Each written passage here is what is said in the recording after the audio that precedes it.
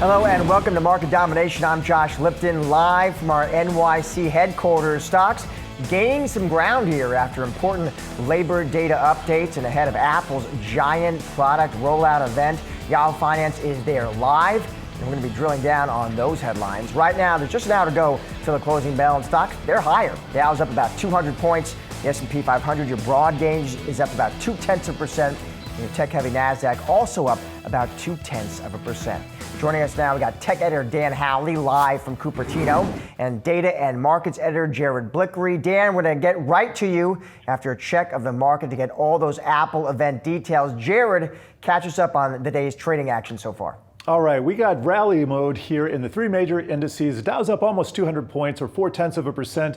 Let's check out the intraday price action. We were negative. We were actually just kind of surrounding the unchanged line, kind of oscillating in the first hour, but we've managed to make some newer highs here, just slightly off of those highs as we enter the 3 p.m. hour. Here's the NASDAQ up 0.2%, and the S&P 500 up the same amount, a little bit closer to its highs here. And we'll also check in on the Russell 2000 to see what the small caps are doing. They have been underwater the entire day. They haven't been faring that well lately. And we got to get a quick check on the bond market here. 10-year T-note yield up about 3 basis points to 4.08%. And the 30-year, that is up 3 basis points as well to 4.72%. So a little bit of a reversal since yesterday and the days before when we've seen yields dropping quite a bit. And the sectors for today, energy is in the lead after being the laggard over the past few sessions, I believe. That's up over 1%, followed by utilities and communication services. Materials, a big laggard, down 1.7%. Let's take a look at Apple, though. That's where all the attention is today. And it's been a sell the news event. You can see it's down about 1.75% here. Barely touched some green at the beginning of the announcement period, but it has drifted into the red. And I prepared a couple charts here based on history. This is what happened on iPhone announcement day, going all the way back to the beginning in 2007. Had a really nice return, that first one, up about 8%, Apple stock was at the time. But since then, it's been more negative than positive. And in fact, on this next chart, I'm going to show you that starting in 2012, I didn't circle that right, but starting in 2012 is when they started that announcement in September, and that's what this is going to show you. If you had bought, for instance, at the close today and you held for 1 day, 1 week, 1 month, 1 quarter, 1 year, what would those returns be looking like going back to 2012? Well, not that great over the time periods of 1 day, 1 week, and 1 month. In fact, 1 month down 1.3%.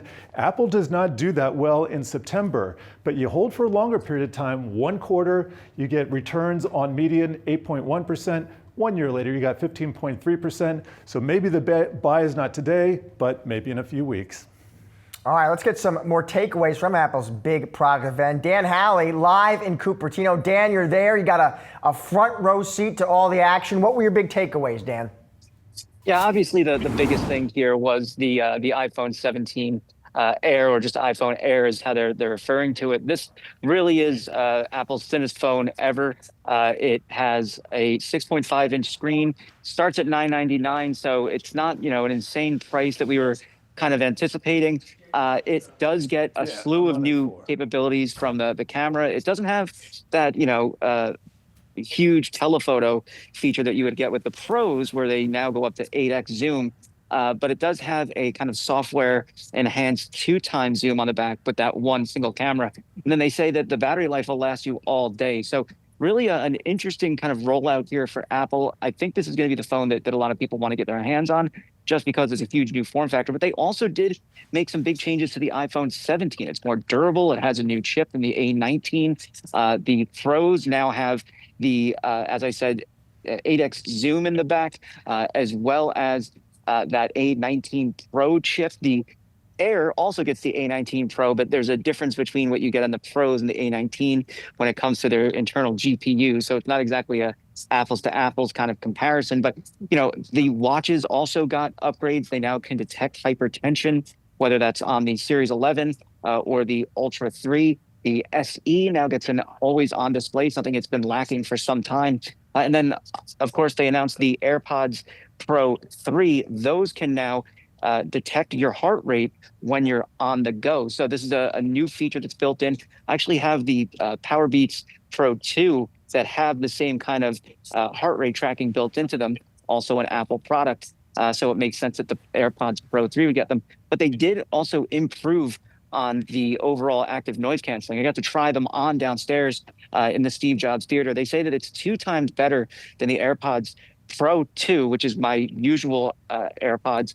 And I got to say, it really was mind blowing. I had this huge crowd of people around me. And as soon as they activated the noise cancellation, it all kind of melted away. And all I could hear was Chris Stapleton was the music that they were offering on for the demo. Not my cup of tea, but whatever, to each their own. And so it really was interesting to see that kind of noise cancellation work in person in that big crowded room like that. So honestly, a huge rollout here for Apple. But of course, we'll have to see how consumers take this up, whether they go with that iPhone Air. I think they probably will because it's the new hip thing. I'm personally more interested in the Pro just because of that 8x zoom. And the AirPods Pro 3, I think, are going to sell pretty well. But as Jared just pointed out, Apple is always a sell the news kind of day. This is what we see with WWDC and their events whenever they have them. So down the line, we'll get to see how it reacts with the stock price. Dan, speaking of the stock price, you look year to date, Apple is, it's in the red. We can chalk a lot of that up to, Dan, disappointment in some quarters about Apple's AI efforts. I'm curious how much, Dan, you think that matters to consumers? I have been kind of beating this drum that, for now, it doesn't really matter to consumers. I think at a certain point, there'll be a tipping point where, if you don't have a phone that has kind of artificial intelligence capabilities, then you're kind of feel left behind. But look, for the longest time, we've seen Android roll out new features and then Apple roll out those features later. So people didn't switch because of the lack of features on the iPhone and the availability of features on Android. That's just not how it happened. And I think this idea that it's going to happen this time around because of generative AI, I just think that's overblown. If Apple gets to a point where they don't have any real generative AI capabilities to match what Google's doing, in the long run, then sure, that may be a problem. But I don't think that that's a problem right now. In fact, I think most people, if you ask them what kind of AI they would want on their phone, they would just say the usual stuff. Tell me if it's going to rain. Tell me how bad traffic's going to be. Help me do my photo, make it look a little bit better. That can already happen on your phone. All right, Dan, thank you. Appreciate it. Well, Apple unveiling a new lineup of products at its event. Let's get over to Ramon Lamas, who's been watching and listening to that event. Ramon, you've been listening, watching the headlines. What were your big takeaways? I think the big takeaway is Apple has just started to tip its hand as to what its future is going to look like. I mean, I think for now, and Dan's 100% correct, that the Apple Air phone is going to get a lot of attention because right now, thin is in, thin is cool. It's kind of like 20 years ago when the Motorola Razr first came out and people just went nuts over a thin clamshell type phone. Now we're coming full circle once again to seeing that on smartphones. But to my point earlier about this as being the a glimpse into Apple's future, or even like a bridge to where they want to be. I mean, look, that thin device, that thin iPhone Air, that's your blueprint for what for the much rumored, highly rumored foldable iPhone that's probably going to come out in the next couple of years. And let's not forget, coming up in just 2 short years, it's going to be the 20-year anniversary of the Apple iPhone. And so I have to think that, Apple's really going to be pulling out something really neat, really interesting by that time. And I think the iPhone Air is just the start of that. It's giving us a glimpse. Yeah, Ramon, to your point, the iPhone Air, that super thin model, the team at Evercore saying before the event, they called it the most notable design change to the iPhone that Apple has done in recent years. What about what they did with pricing, Ramon? What'd you make of their strategy there? This is where it gets even more interesting because the pricing on the iPhones, haven't significantly changed. I mean, you're still looking at, your 16E at your value, model, around $500 or $600. With the iPhone flagship, still in that $799, but with the Air coming in at about $999, a lot of us thought it would be easily above, $1,000 because, it's not cheap to put together a device like this. Then at $1099, you have the Pro. So when you line all these things up together, it's pretty approachable. It's going to be affordable to some, and even more so if you're going to be on one of those, say, finance plans where you pay just a little bit each and every single time. But they're also leaving that that high end, wide open again for that foldable device if and when that comes out, because that's probably going to be costing around, 17, 18.99. So you'll get a full kind of product portfolio going from that, $500-600 all the way up to almost $2,000 with a super premium, ultra premium type device. Ramon, if for investors right now, they're listening to this and they're thinking, okay, what does this all mean for the iPhone upgrade cycle? I know, Ramon, you're not a financial analyst, you're an industry analyst, but I am just curious how broadly you're thinking about that.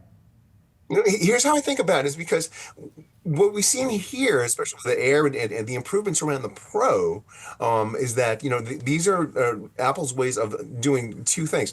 Number one, increase those upgrades more often, and then number two, reduce that replacement cycle, because by and large, replacement cycles here in the U.S. and also worldwide, it's around 3.5 years. So if you think about that, what they're trying to do to again increase that upgrade cycle and shorten that replacement cycle, you have a lot more traffic coming through. And I think that's something that investors would be really happy to see, kind of not just short term, but long term, where they can say, oh, you have your device, the iPhone, which counts for, nearly 2/3 of revenue, each and every single quarter. This is a way that they could perhaps, add some fuel to that and say, we've given you a reason to upgrade sooner and replace sooner, and upgrade to a better device than what you have right now. Let me ask you, Ramon, also, listen, we got to talk about Apple's AI efforts. I think that helps explain why that stock is in the red year to date. I do talk to bulls, Ramon, on the stock, and their argument is, listen, they believe Apple has time to figure this out, because what Tim Cook has is this incredible install base, just billions of loyal locked-in fans. I mean, he has runway. He has time to figure out that AI strategy. Do you agree with that, Ramon?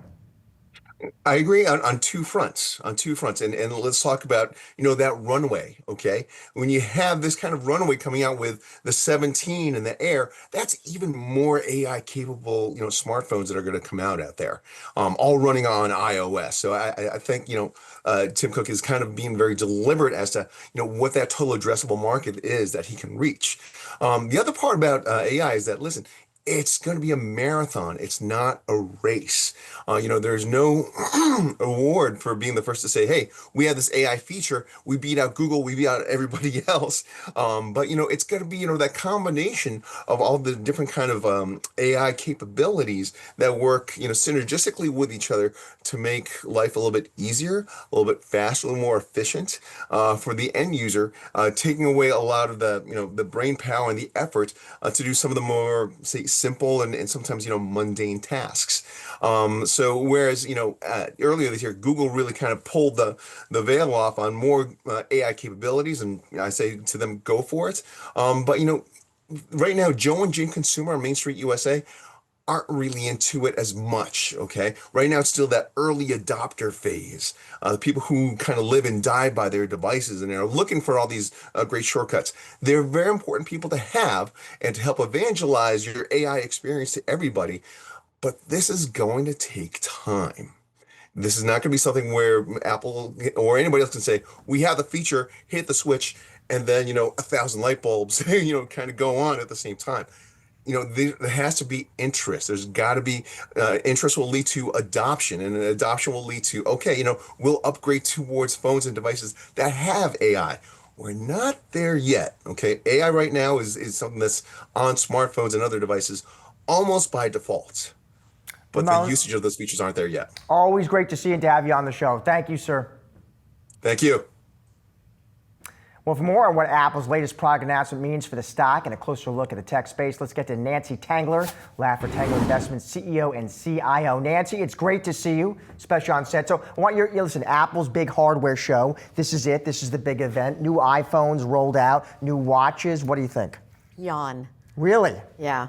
Yeah, I mean, there's some cool stuff at the margin, but nothing that's going to change anyone's life, and I don't think it's going to drive growth. It's going to be all about what's the AI strategy, and I love your cowboy boots. Thank you very much. Appreciate that, Nancy. On Apple, though, we were just talking to an analyst there. I'm curious, when most people decide they want to upgrade, right? I think what the analyst we were just talking to was sort of suggesting is most people are going to upgrade, Nancy, because they want the faster processor, Right. they want the stronger battery. It's not because of AI. That's not on the radar yet for the consumer. What do you think? I think not yet because Apple hasn't made the case. Yeah. So like we picked. Who has made the case? I mean, Google's made the case. You think so? I do. If that was true, Nancy, then I would see people ditching their iPhones for a Pixel. Unless they partner. Yeah. And I think that is what's going to happen. Look, we bought some at 204. This is Apple. We picked it off. We're really happy we did. We'll probably add again if it sells off on today's news. But the developers conference has never been a real stock price mover. So the question is going to be what case can they make for the next year and then the next 2 years? I think if we know that Apple needs AI, they know. So I'm sure they're scrambling behind the scenes trying to make things work. And I thought some of the new features were kind of cool. Blood pressure, all the health stuff, the FDA weighing in, new AirPods. But that said, the company needs a catalyst for outperformance. And I don't think we heard it yet today. There's some bulls, Nancy, they'll say, listen, you know what, they don't need a super cycle. However you want to define that, different analysts have different terms. All they need is some not insignificant number of fans. And Tim Cook's install base is so enormous, right? He just needs some not insignificant number of Josh Liptons, like, you know what, actually I've been on this device for 3 years, man, I could really use a faster processor. That's all he needs to help maybe show some upside to the street's, all-important holiday quarter. No, I don't necessarily disagree with that. Remember, we just bought some. We kind of view it as our treasury bill of technology holding. But I think next phase, you got to get some growth. And the last quarter was great. The question is, how much pull-through did we get in China? So we're watching. We want to make sure that this is sustainable. I'm not sure 1 quarter is sustainable, but the company needs to ignite shareholders. And right now, people own it. They're not unhappy with it. It's been kind of a laggard, but then it had the big run, since we added to it. But you still need something to catalyze future growth. And I just don't think we're seeing it yet. Now, I haven't been on the phone, but I've been getting texts from my team, and they're like, did you know there's been 500 billion photos taken with iPhones? Okay, call me when it's 1 trillion. I don't know what that means, but so there needs to be some grabber that gets people's attention. All right, not grabbing Nancy yet. All right, stick with me, Nancy. Much more to come. We are just getting started here on Market Domination. Coming right up, the battle for AI talent is top of mind for Pinterest. Talking about that white-hot war with the company's CEO. Plus, Microsoft wants workers back in the office. We'll explain its latest mandate and what it means for the company. And its athleisure brand Lulu's stock a lemon. We have an update coming up after the break. Stay with us.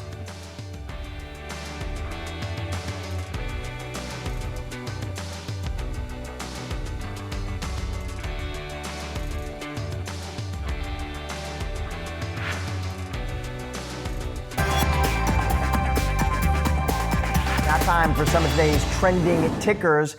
For Tangler Investments, Nancy Tangler still with me here, taking a look at Microsoft. We're going to talk about Dick's Sporting Goods, maybe a little Lululemon. Let's start off there with Microsoft. The tech giant is updating its flexible work requirements and is expecting those employees to work from the office 3 days a week starting next year. All right, Nancy. So Microsoft orders employees back to the office 3 days per week. Apparently, Nancy, I'm reading, this is going to start for workers in the Seattle area, all right? Then it expands to the rest of the U.S. internationally. This change is not, from what I'm reading, this is not about reducing headcount. That's not what this is about, according to the company. What do you make of this news? I think it's a little too late. I mean, you're talking about 2026. We're out of COVID 6 years.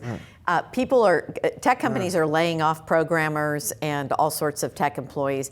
I would suggest that those who want to keep their job get there 5 days a week. I'm a shareholder. It's one of our largest holdings. It is. Yeah, across all of our 12 best, our growth, our value GARPy strategy. And as a shareholder, you like this news. Yeah. It's collaborative business. Get back to work. Enough of the coddling. I mean, are you? Let me ask you. Are you bottom line bulled up on Microsoft because you think that Satya Nadella and Amy Hood, they are just in a they're in a good position to monetize AI? Is that the story? I do. And they've got other levers to pull, kind of like Broadcom. I've talked about it on your show, poor man's NVIDIA, one of our largest holdings. They've got a lot of levers to pull, and that's really helpful when you're in an environment where people are like, AI is not producing cost savings for companies. It is. We're hearing it from the companies, but they've got, gaming, they've got Office, they've got security, amazingly. So I think this is a company, it's a largest holding for us. It will be for some time. And it's one of the only stocks that has been in the top 10 for the last 40 years for different reasons. But this management team is all-star, and you want to own it. Yeah, you can't talk to an analyst who doesn't have very strong things to say about not just Nadella, but Amy Hood as well. Yeah, for sure. she's amazing. For sure. Turning to retail, Dick's Sporting Goods getting an upgrade at Citi. Firm raising its rating on that name to buy. All right, so this one is interesting, Nancy. So this follows the company's deal to acquire Foot Locker. Citi saying this is going to be a powerful force in the world of athletic footwear and apparel. They go to buy. Their target is 280 per Bloomberg. That is a street high. They talk about how their buying power with the largest and most sought-after brands in athletic should make them a category killer. Yeah. What do you think? Category killer? Yeah, and I think Nike's shaking in its boots. Maybe not, but yeah, I think that's part of the story. We don't own it. We missed this one, but I think it is a stock you want to own for the next 2 to 3 to 5 years. They have demonstrated that they are excellent executors. Once they got past the we're not selling guns thing and all the gun people got upset, they are really the kind of company that you want to own with a strong retail management team. We own TJ Maxx, we own Walmart, we don't own Dick's. I wish we did, but I think this was a brilliant acquisition. All right, Citi says category killer. All right, moving on. Let's stick with retail. There's Lululemon. Now, that's a different story. They got hit with a downgrade at KeyBank Capital Markets, the firm citing execution concerns in the U.S. So they cut Lululemon and go to sector weights. They moved to the sidelines. They talk about this soft outlook for the U.S. They talk about how we see long-term value, but they say lack of positive catalysts over the coming quarters, execution concerns in the U.S., and a highly competitive athletic wear marketplace ultimately outweighs it. This stock has been shelled, by the way. It's only 60% this year. Yeah, we got out, thank goodness. We didn't see the fashion movement. We didn't see the quality. If you go to the stores, it's like, yeah, I've got a few pairs of black Lulus. When did you know to get out, Nancy? We got out about 2 years ago. You started to see disintegration. It was when the head of fashion left, and I can't remember. She went to a shoe company, but you started to see the cracks. And I think it's not Under Armour, but I don't think you want to be in the stock in the near term. There's no dividends. You're not getting paid anything to wait. So I would step to the sidelines, watch Viore, and see what other competitors are coming in. I still use Lulu's products, but I haven't bought any recently. There's no compelling reason to go into the stores. Yeah, a lot of investors seem to agree with you on this one. Yeah. Meanwhile, Yahoo Finance's coverage of the Goldman Sachs Communacopia and Technology Conference continues. Let's send it over to executive editor Brian Sozzi, who's joined by Pinterest CEO live from San Francisco. Brian. Yeah, we're coming in hot, Josh. Good to see you, man. Here with Bill Reddy, Pinterest CEO. Enjoyed your discussion this morning here at the conference. A lot to talk about AI, and I came away thinking, I'm still thinking of Pinterest as a social media platform, and it's not. That's not the message I got from this. That's exactly right. I mean, first of all, we've had a significant resurgence of the platform. But at the core of that is really visual search and shopping, where we now have, we put up 8 straight quarters of record high users. Gen Z is now more than 50% of the platform, our largest, fastest growing demographic. And at the core of that is they're coming to Pinterest because they're getting really great AI-enabled shopping recommendations that are personally relevant to them. And that has really taken hold. Adobe put out a study, independent of us, that 39% of Gen Z thinks of Pinterest as a first place to go search. And that really is about the visual first search experience that we're creating, really centered around personalization and shopping and the unique curation that happens on our platform. But it's really, really working well with users. The competition for, as they would say, eyeballs, I mean, it's intense. I mean, there's Meta out there, Snap, they're out there doing something. There's YouTube, there's video content out there.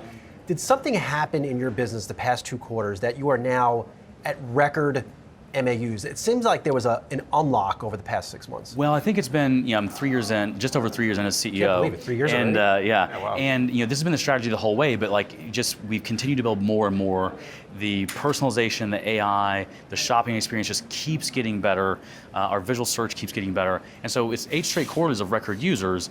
And Gen Z has been our largest, fastest growing demographic for a little while now, but it's now more than 50%. We're growing across every generation, every geography that we track, and it is, just the AI advantages are compounding, especially off the really unique signal that we get, where we talk about our taste graph has grown more than 75% over the last 2 years, which is, hundreds of millions of people come to our platform every day. We're now almost 600 million monthly active users, and they come to our platform and they're styling outfits and designing rooms and making product associations. There's just completely unique signal that doesn't exist on any other platform in the Western world, and that lets us do really unique things with the AI. So a specific example of that I shared on our last earnings call, our latest multimodal visual search model that's in-house, proprietary, and trained off our unique curation signal outperforms off-the-shelf models by over 30 full percentage points on the relevancy of its shopping recommendations. So we're not competing for general purpose AI or ask the AI anything, but for shopping, where we're really focused, we're able to outperform on that visual search, on the relevancy of the shopping recommendations by 30 full percentage points. So these kinds of things are tangibly the compounding benefits that we're seeing in both the AI and that unique curation behavior on the platform. Is Pinterest an AI agent in its own right? So we don't use that term because it's not how our users speak. So, AI agent. I don't hear it anywhere, like in a retail store. In Silicon Valley, you'll hear it all the time, right? And in this room. But go walk into a shopping boutique and you probably won't hear people talking about agents. But what is true on our platform is that, if you ask a Gen Z user why they come to Pinterest, one of the first things they'll say is well, Pinterest just gets me. Well, what's behind that? It's the AI, but it's also we're shopping on their behalf all the time.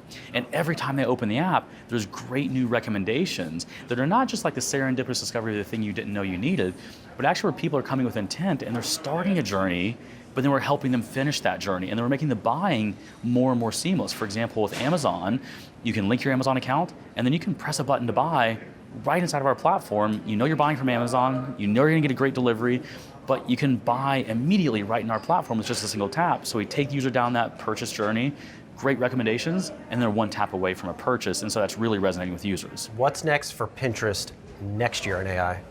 Well, so there's a lot more to go here.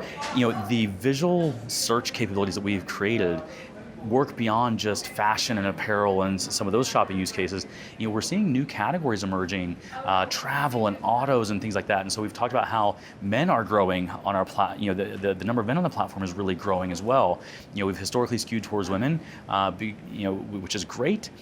We continue to deepen engagement there, but we're getting more men on the platform. I care how I look. Categories. I'd style an outfit off. Well, yeah, and there's things, whether you're buying, apparel or a watch or a car or thinking about where to go on vacation with the family, these things are very visual journeys, and the power of the visual recommendation engine using AI and those unique signals that we have, it's really resonating broadly and globally. You've seen a few tech cycles in your day. Where do you think we are in this AI cycle? Oh, I think we're still very much in the early innings of this. And so I think there's a multi-year runway on this. I think it's, as bigger than mobile and social were. And so I think there's, many years of runway ahead. The thing that I feel really great about is I think we've carved out a really unique space for ourselves in this shift toward AI, where you've had huge adoption of new AI tools over the last 2 years. And over those last 2 years, we're more popular than ever.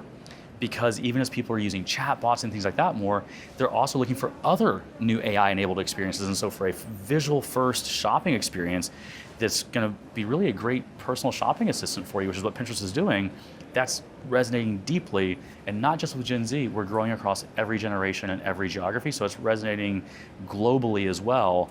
And so that's a big opportunity for us also, where we have almost 80% of our users outside the US, but only 20% of our monetization there. So we're really ramping up that international side also. I'm sure some of the risks that I'm hearing at this conference with AI is that it will eat software companies for lunch. Hallucinations will continue. What are some of your biggest concerns about AI as it really continues to proliferate in companies and the world? Well, it's I think certainly will drive a lot of disruption, right? And I think you've seen that happening, but it's also going to drive a lot of human creativity. I'm a firm believer that, AI is not going to replace people. People who use AI are going to replace people who don't use AI. And so I think there's a lot of human potential that gets unlocked with AI. At the same time, I think guardrails are important. One of the things I'm most proud of is that it's not just that our business is better than it's ever been, and that we're at record highs on users and revenue and all these things. We've done it while also investing in the well-being of our users. We've done, tuning AI for positivity. We've done inclusive AI. We've done private only for under 16 because we said, it's just not safe for children under 16 to be contacted by strangers online. So we're gonna do private only. And these were very contrarian moves, but we said it shouldn't be unique to invest in the long-term well-being of our users. And so with AI, we're also making sure that we tune AI for positivity, that we're making it safe, and that we're making it so that it is helpful and additive rather than addictive. And even as we've done those things, we're proving that there's a good business on positivity, that we can do well by doing good. Oh, good to see what you're working on. Good to see you in general. Bill Ready, Pinterest CEO. Talk to you soon. Thank you. All right, Josh, back to you. Thank you, Brian. Coming up, a big AI push may be transforming the workday and shopping experience for Sam's Club's employees and members. We're speaking exclusively with the retailer's CEO. When we return, it's an interview you don't want to miss.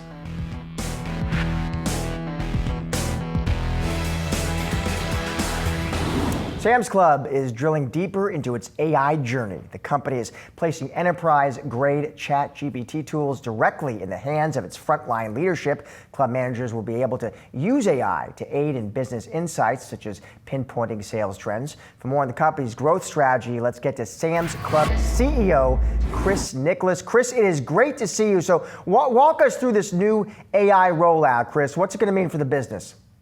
Yeah, thanks for having us on. We're really excited about the idea that we can give our frontline leaders access to enterprise-grade ChatGPT.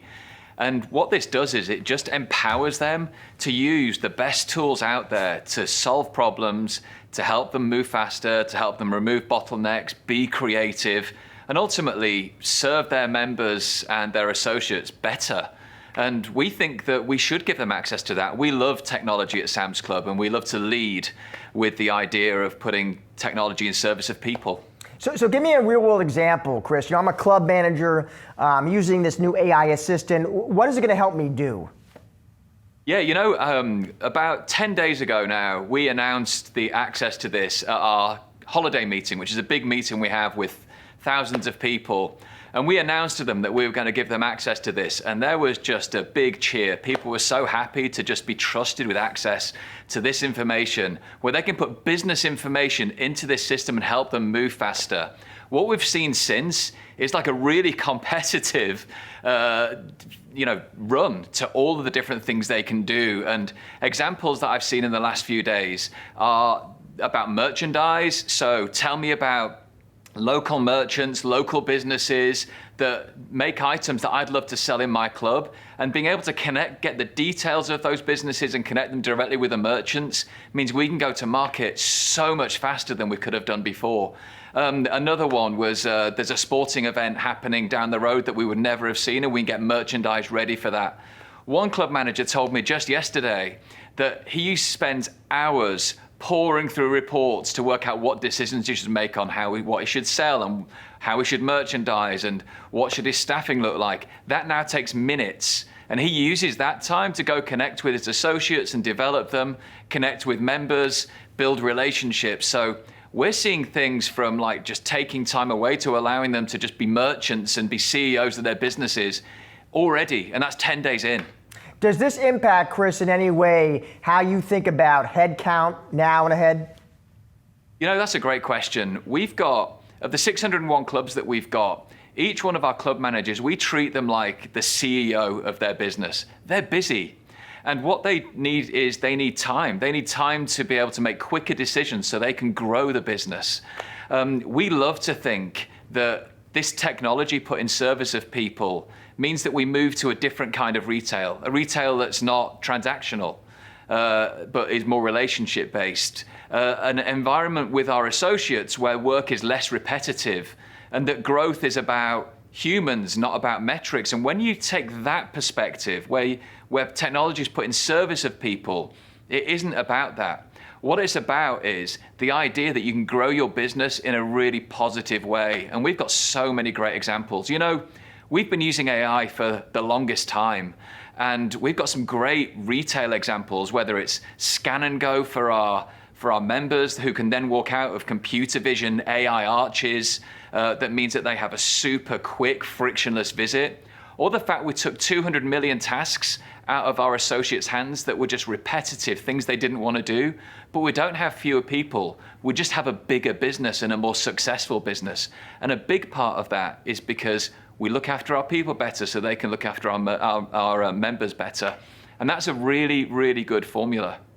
You know, Chris, I was talking to an analyst who covers the wholesale club channel, and he was telling me this morning that they look strong, he says, not just you all, but BJ's and Costco. And I'm just curious, Chris, besides AI, how do you think about continue to differentiate yourselves in that market?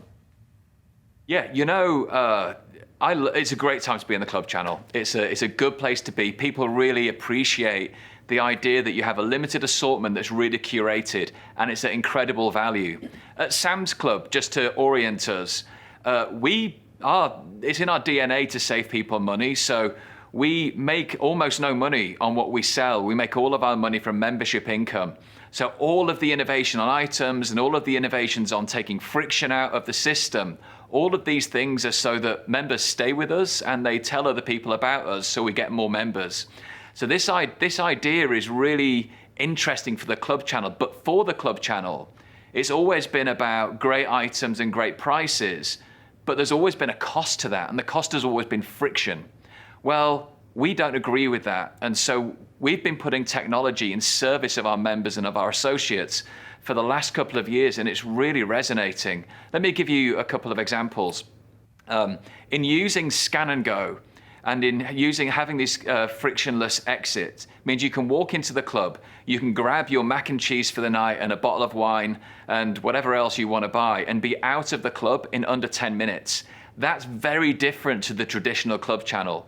We also have e-commerce, which has not been traditional for the club channel either. And we'll deliver you your items to home at the same prices as if they're in the club. That's driving growth for us. But what's really interesting is that's resonating across all income cohorts and across all generations. But the fastest growth that we're seeing in members is in Gen Z and millennial members. So they're really engaging with great items and great prices, but also the efficiency and the convenience and the experience side of this, which is the thing that is powered by technology. Chris, great to have you on the show today. Thanks so much for your time. Thanks for having me. Sticking with the consumer, it has been 1 year since former Chipotle CEO Brian Niccol took over as Starbucks CEO. Niccol is deep into his turnaround effort, doubling down on his strategy back to Starbucks. Investors' patience, though, being tested with shares down here more than 8%. Senior reporter Brooke DePalma is here with a look at Niccol's tenure so far. Brooke. Yeah, well, what we've seen is largely this continuation of what we saw prior to him taking the helm, and that's ongoing sales slump, especially here in the U.S. We saw 6 straight quarterly declines for same-store sales growth, and overall same-store sales growth now showing low single-digit declines for overall since he did take the helm. But he's made so many changes at Starbucks since he officially joined at the helm 1 year ago. That includes that focus on this third place concept, something that former CEO and founder Howard Schultz really leaned into, this idea of the coffee house. And also speed is also one of his focus, but he's starting here with the U.S., and that includes a mandate to have workers return 4 days a week. He cut his workforce. He also reversed that open door policy. You essentially have to pay to stay and enjoy Starbucks. He brought back the Sharpies, condiment stations.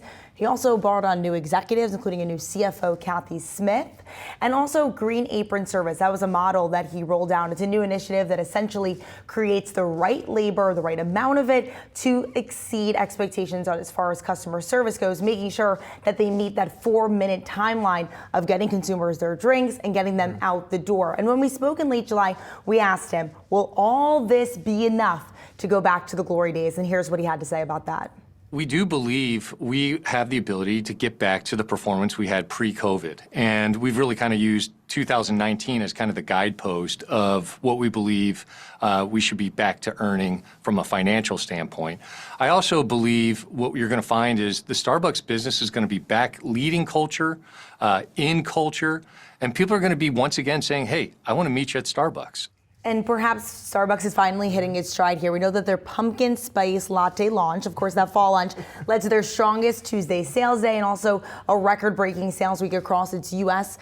Subsidy of the business. And so perhaps they're hitting a bit of a stride here, but there's certainly lots that needs to get done in order to really convince investors here that he is leading a turnaround strategy and Starbucks will really be back. When you think, Brooke, just about sort of the broader competitive environment and market Mr. Brian Niccol finds himself in right now, how has that been evolving and how is he adapting and changing with it? Yeah, well, I think what's interesting is when he was at Chipotle, they were the leading, fast casual cuisine. They really sort of broke out a market there. Now, what he finds himself in now is a really, really crowded coffee space. We have 7 Brew, we have Scooters. Those are private companies that are really leading a coffee market right now. And then we have Dutch Bros, and we also have Luckin Coffee. And if you take a look just outside in New York City, you have a Luckin Coffee that opened up. That's, of course, a Chinese coffee company that is now making its way to New York. And then you also have Starbucks opening up a store right next door. And so really what he told us in this interview is that he believes that they have to be on the offense here. They really have to get ahead of the competition. And what he thinks that makes Starbucks unique in this is that they're not just a coffee house leaning into that third-party idea, but they can do mobile order. They could also do pickup, something that those specific chains like a Dutch Bros only does. Yep. In the Lipton house, the 6-year-old, the cake pops. Oh, they really Huge go? hit. Huge I mean, they're hit. pretty good. I'm not going to lie. Yeah. I might grab some myself here and there. Delicious. All right, thank you, Brooke. Appreciate it. Coming up, investors may be in the midst of a golden opportunity. We're taking a deep dive into precious metals when we return.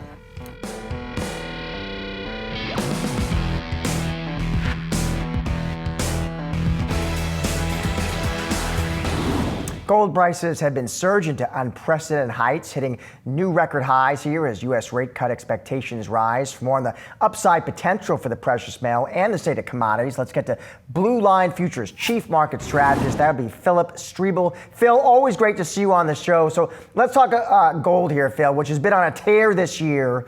First and foremost, what do you chalk that up to, Phil? Is that just U.S. dollar weakness? Let's keep it simple.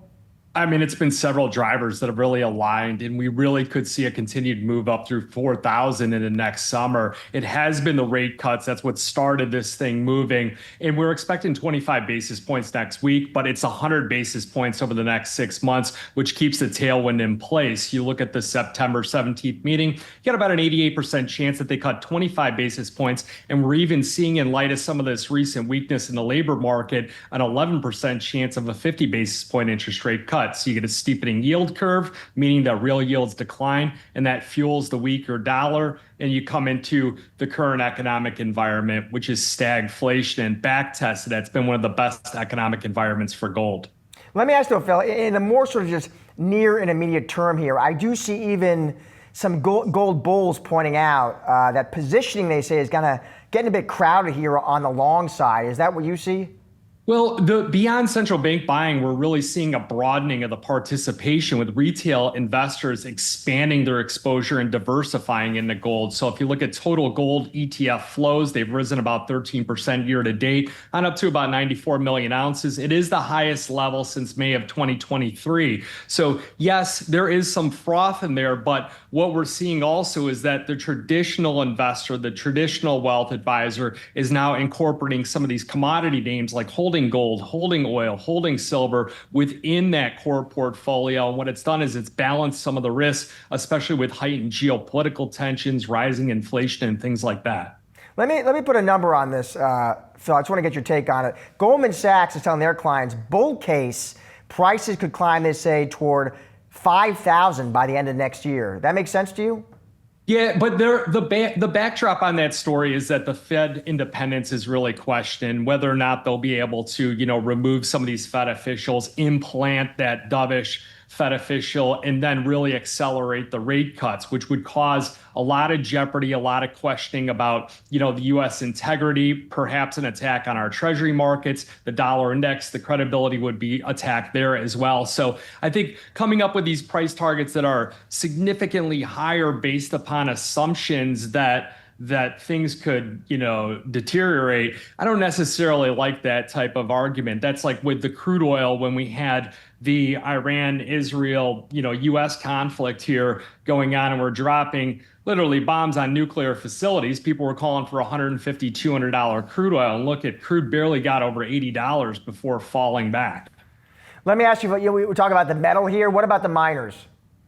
The miners look fantastic as well. I mean, it's driving a lot of their profitability, and a lot of these miners, they've got other metals involved that have done well, like silver continuing to push higher. That's another metal that people are really going after, and you're seeing falling inventories, limited mining supply, recycled silver is continuing to decline, and you've got this transformation where green energy, electronics, EV vehicles, they require all these key minerals and elements that a lot of these miners are able to develop and bring up online, and it's just really seeing a perfect storm for them. We've been talking about gold. What about silver, Phil? How do the charts look there?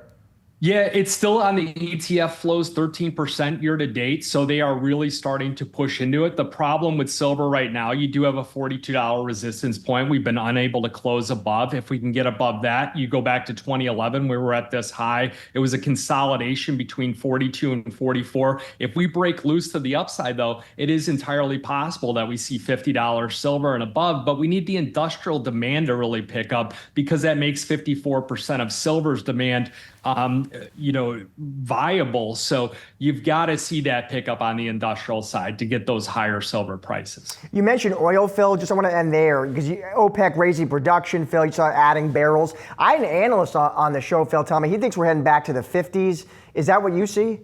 A lot of people are calling for that, and they're calling that we're going to see the higher surplus there. We're going to see the declining demand in oil, and that was one of our calls that it could push back down in there. Now today you get some rising Middle East tensions that are going on. You have OPEC, they're deciding to return 137,000 barrels, which is a smaller increment that was scheduled in previous months. And that highlights some caution here on the outlook. So really OPEC and some of these other key players, they can control the price to some degree. So I think realistically right now we're in a $60 to $65 range. If we break below $60 on a closing basis, that opens up the door for that case that you presented.